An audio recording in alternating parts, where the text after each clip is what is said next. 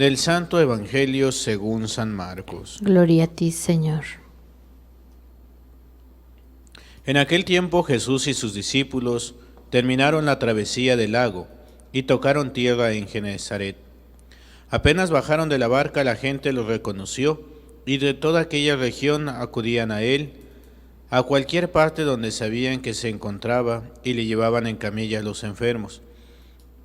A donde quiera que llegaba, en los poblados, ciudades o caseríos, la gente le ponía a sus enfermos en la calle y le rogaba que por lo menos los dejara tocar la punta de su manto, y cuantos lo tocaban quedaban curados. Palabra del Señor. Gloria a ti, Señor Jesús. Nos sentamos un momentito. Es importante el entender la palabra del Señor, porque en diferentes momentos nos dicen los evangelios sobre ese llevarle los enfermos a Jesús para que Él los sanara. Y claro que sí, Jesús va a sanar los enfermos, va a liberar a los oprimidos, también a los poseídos, pero esto tiene un requisito. El Señor no te cobra dinero, no te cobra intereses, no te pide que hagas un favor, no. Lo único que el Señor pide es que haya fe. Y eso lo vemos en diferentes momentos. En algunos momentos va a decir el Señor, ¿verdad? Por ejemplo, con la que tenía la hemorragia de sangre, ¿verdad? Tu fe te ha salvado. En otros momentos le dice el Señor, ve y que se cumpla como tú has creído. Cuando ese papá va y le pide por su hijo, le dice el Señor, ¿acaso no tienes fe? Entonces, uno de los requisitos indispensables para poder tener la sanación es la fe. Para poder tener un milagro es la fe. Pero también se necesita que uno quiera o que uno se enfoque hacia el reino de Dios, porque Dios no me va a dar nada que sea contrario a mi fe, no me va a llevar nada que me lleve a la perdición. Por ahí me acuerdo de un viejo cuentito que nos decían, ¿verdad? Dicen que estaba el Señor, estaba el crucifijo, y un día llega un señor y le dice a Jesús, Señor, déjame estar ahí en la cruz, déjame ayudarte, Señor, mira que tú estás muy cansado, siempre estás ahí, déjame ayudarte, déjame estar ahí en tu lugar. Y Jesús pues le decía que no, porque él tenía que estar ahí para cuidar a sus hijos. Y ándale, Señor, mira, por favor. Bueno, dice el Señor, está bien, te voy a cambiar, tú te vas a subir a la cruz, yo me voy a bajar, pero te voy a pedir una condición. La única condición que te voy a poner es que no hables, no puedes decir nada. Tú vas a estar callado, pase lo que pase, vas a estar callado. Y le dice el Señor, sí, yo aquí me subo. Y ya se subió a la cruz y ahí estaba desde la cruz. Llega un señor y llega con su maletín, se pone hasta el frente, se arrodilla el Señor y le dice este hombre en oración, gracias Señor, gracias, de verdad, muchas gracias, porque permitiste que este negocio que hice saliera bien. Señor, te doy las gracias por el dinero que gané, te pido que me protejas y que no me permitas hacer un mal uso del dinero, que todo sea para el bien, que todo sea para poder vivir correctamente como tú has pedido. Y está así con su oración muy sincera desde lo hondo de su corazón. Termina su oración, se levanta, se persina y se va, pero dejó el maletín con el dinero a un lado. Y el hombre, vamos a ponerle Juan, que estaba en la cruz, estaba queriéndole decir, hey Señor, espérese, mire, dejó el maletín. Pero había quedado de no decir nada. Y entonces en eso entra una mujer, ya pues con sus años encima, y llega y le dice al Señor: Señor, vengo ante ti, no he podido juntar para las medicinas. Tú sabes muy bien que mi hija está muy enferma y no tengo para darle a mis nietos de comer. Señor, tú sabes que una mujer a mi edad ya no encuentra trabajo tan fácilmente. Por eso, Señor, te pido, hoy pongo en tus manos a mi familia, para que tú nos socorras. Mira, yo confío en ti, tengo fe en ti, de que no nos vas a desamparar. Y está haciendo su oración así también desde el fondo de su corazón, con una fe tan grande. Termina su oración, voltea y ve el maletín. Y pues investiga y no dice que nadie sabe del maletín. Pues lo abre y ve el dinero. Gracias, Señor, gracias, porque yo sabía que tú contestabas. Y se va con el maletín. Y Juan desde la cruz queriéndole decir: hey, señora, no, espérese, ese es del otro señor. No sea ratera, ¿verdad? No se lleve el maletín.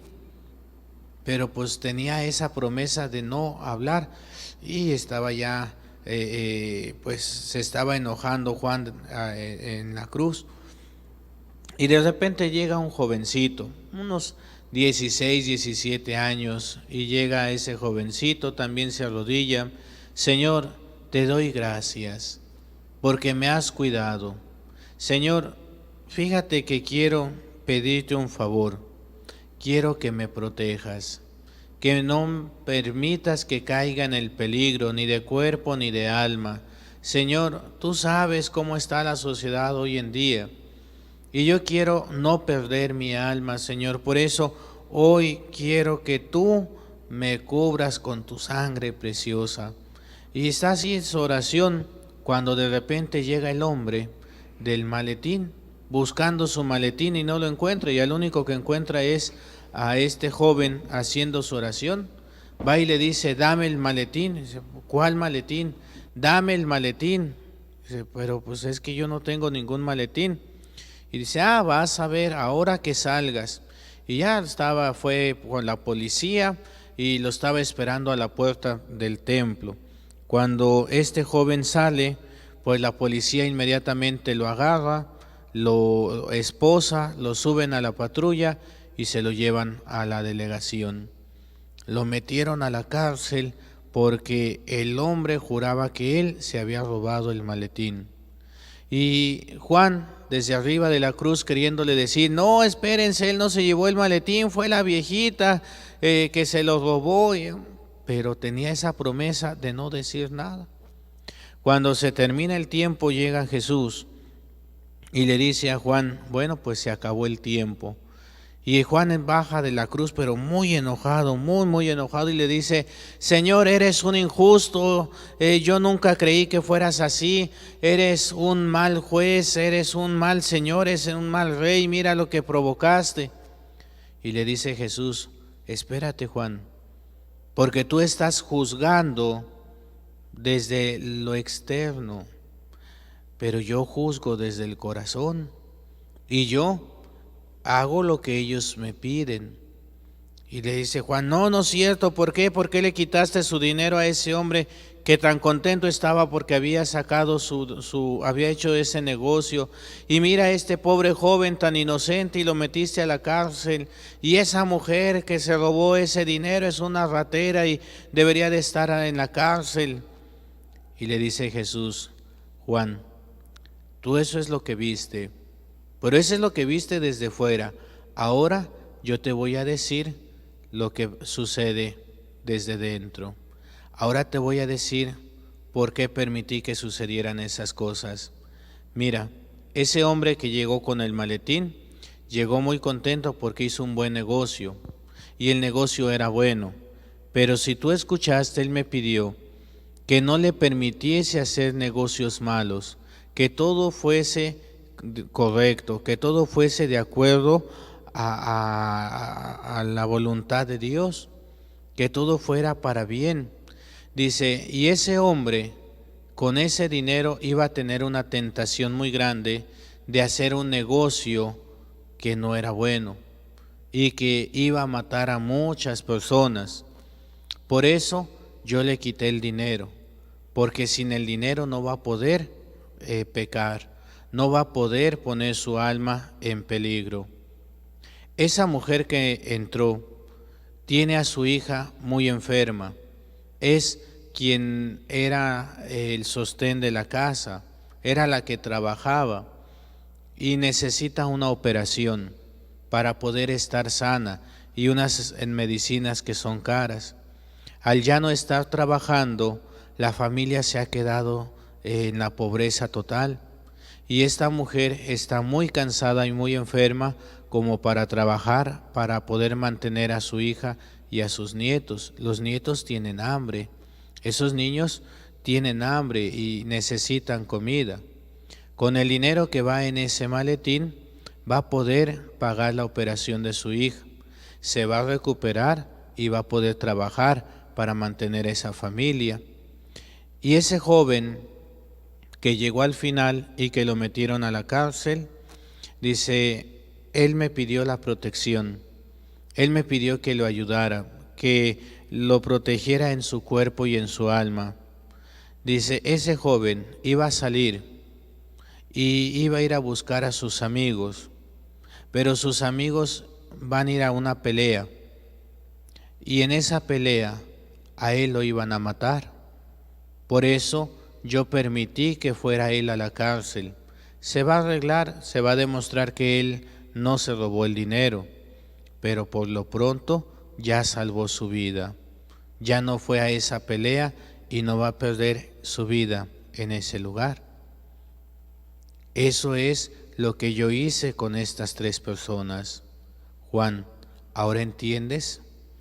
Y se queda Juan, Señor, discúlpame, perdóname, porque veo que yo no veo con esos ojos como tú ves, porque tú ves más allá. Yo solamente juzgo las apariencias, juzgo lo que veo. Este cuentito a lo mejor parece muy simple, pero nos explica lo que es la fe, ponernos en manos de Dios. Y a veces las situaciones van a parecer adversas, a veces las situaciones van a parecer como que todo está mal, como ese hombre que perdió el dinero, como ese joven que fue a la cárcel. Pero cuando nosotros nos ponemos en las manos de Dios, Dios va a actuar. Y aunque parezcan que las cosas están mal, las cosas están bien, porque Dios sabe por qué hace las cosas, porque Dios sabe por qué actúa de esa manera. A veces nosotros no entendemos el amor, no entendemos el amor de nuestros papás, por ejemplo. Ayer les decía yo en las misas, ser esa luz para el mundo.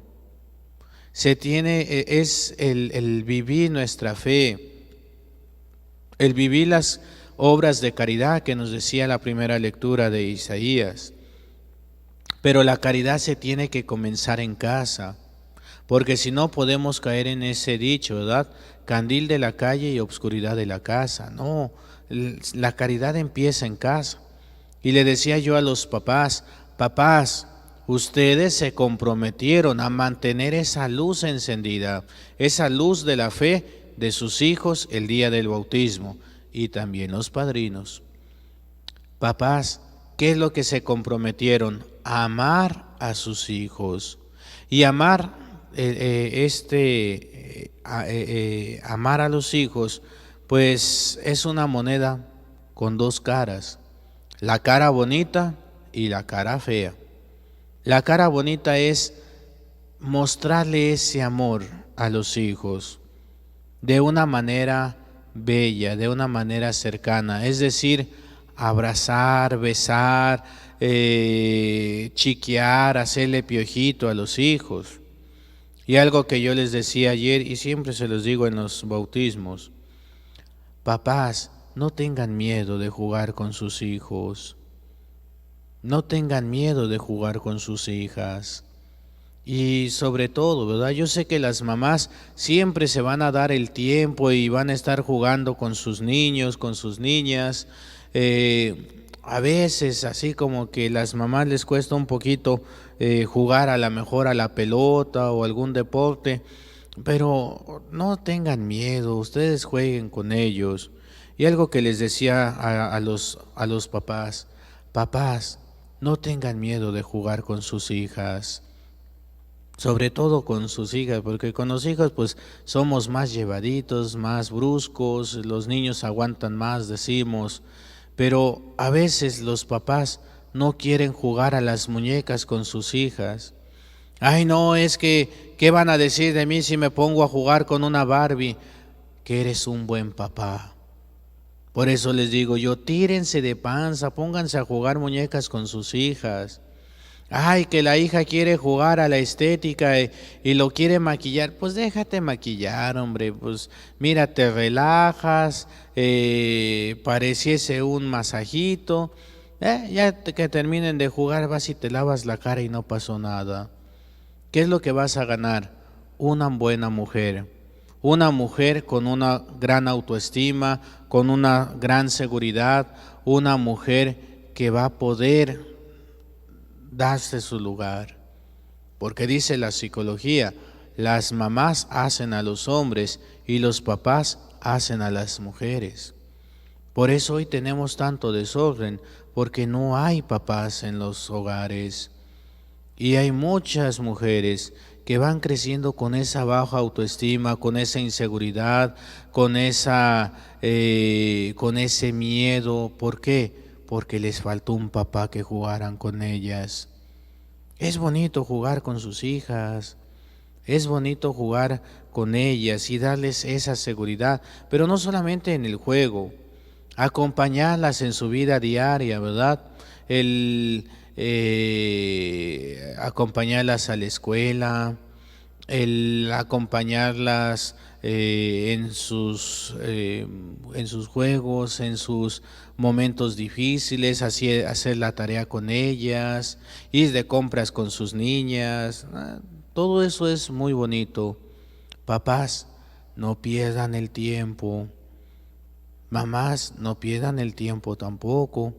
¿Por qué? Porque un día se van a ir y ese día van a decir, ay, ¿por qué no estuve con mis hijos? Pero la parte fea, la parte fea, como la ven los niños, y algún día también nosotros la vimos así. Papás, amar significa disciplinar también. Eso significa también el amor. Disciplinar, educar. Y educar no quiere decir que lo voy a mandar a un buen colegio o una buena universidad. No, ahí no educan.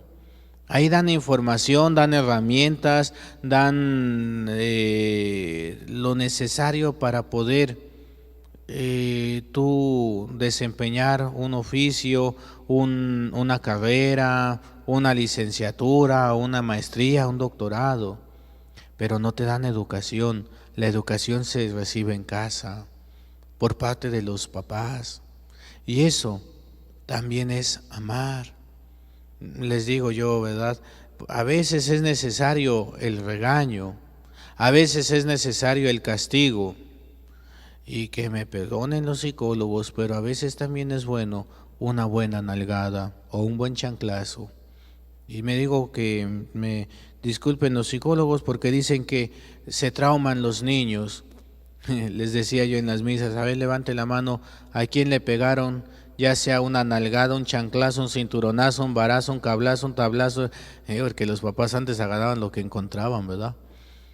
Y ahí la mayoría, todos casi, le digo, y ya fueron al psicólogo porque según esto estamos traumados, ¿eh? ¿Cuál es el trauma que dejaron esos golpes? Respeto, disciplina, eso es lo que nos dejó. Aprendimos a hacer las cosas bien. Yo soy enemigo de la violencia familiar, no debería de existir, pero sí reconozco que una buena nalgada o un buen chanclazo a tiempo te evita muchos golpes en el futuro, muchos golpes en la vida adulta, y esos golpes van muy fuertes. Y eso es amar. Eso es hacer las cosas bien. Es enseñar a los que vienen detrás de nosotros. Y también la otra parte que se comprometieron en el bautismo, educar en la fe. ¿Qué tanto estamos haciendo a nuestros hijos, o niños o niñas de fe, adolescentes de fe, jóvenes de fe? Creo que nos hace falta mucho.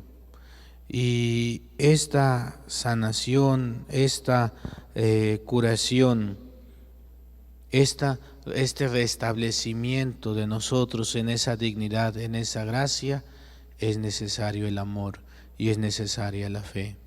No voy a recibir algo que sea para mi condenación. No, es algo que voy a recibir para mi salvación.